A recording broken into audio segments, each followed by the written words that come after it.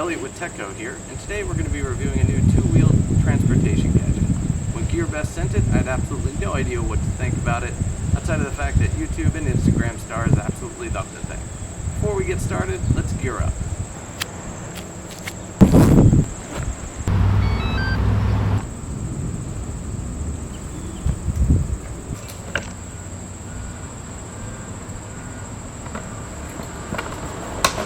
So what we have here today is, actually no, I've got to pause right there. This doesn't actually have a name. So there are some brands like Funky Duck and Hawkeye that will just slap their stickers on these things and quadruple the price, but in reality they're all pretty much the same thing. They're a self-balancing scooter with some battery power to it, and that's about it. Regardless of whatever you want to call these things, they all have pretty much the same specs. This particular unit weighs about 22 pounds, it can hold up to about 220 pounds, and is about 2 feet long.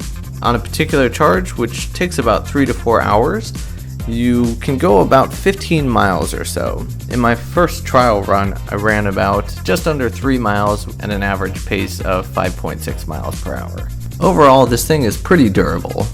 In the few weeks that I've been using it, I've crashed it into metal grates, off gravel paths, and maybe almost into a car or two. Unfortunately for me, I picked the red model, which means any kind of damage that this thing does take is just very obvious. As you tend to crash into things, it will launch in front of you and it will roll into a bit of a death spiral. So that means all of the plastic on top of the wheel fenders is all sorts of scratched up by probably the first hour or two of use. So yes, it's not really designed to be going off-roading or frankly on anything other than a flat surface. One of the major design flaws with these things is, well, you can take a look. So even if you're not the most coordinated person on earth, and I can assure you that I'm not among them, this thing is actually pretty easy to get a hang of relatively quickly.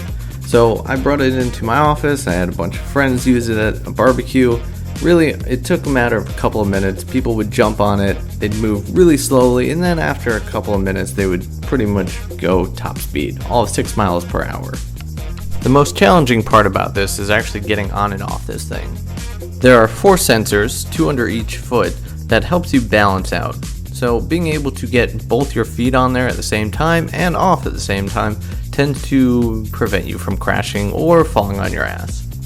Overall, this thing is a lot of fun. Whatever you want to call it, hoverboard, Segway without a stick, it's the same thing. I wouldn't be spending, the $1,200 for some of those ridiculous over-branded versions, but realistically, they all pretty much do the same thing anyways. For about $280, it's a little bit on the pricey side for pretty much a expensive transportation toy, especially when it can't even go up a little bit of a curb. And really, there's not a whole lot of cool things coming out. So for the holidays, this will probably be on most people's wish list. So to sum it up, you might look a little bit goofy riding the thing, but it is a hell of a lot of fun. For TechCo, I'm Elliot.